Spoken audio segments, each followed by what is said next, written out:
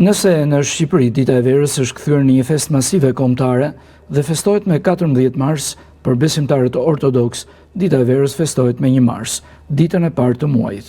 Kjo datë konsiderohet si dita e shenjtë për të festuar mbritjen e stinës së ngrohtë të pranverës dhe largimin e dimrit. Dita e verës ishte dita e fillimit të vitit sipas kalendarit të lashtë të shqiptarëve, pra një ditë që kremtohej shumë shekuj para lindjes së Krishtlërimit. Besimtarët ortodokse vendosin verorën me datë 1 mars dhe heqin kur shohin dallëndyshen e parë, duke vendosur atë në degët e trëndafilave ose pemëve të gjelbra që kanë pranë. Banorët mbrëmjen para datës 1 mars ndezin nëpër lagjet e qytetit zjarre, ndërsa në shtëpi përgatitin kulaçin që shoqërohet edhe me fiq të thatë.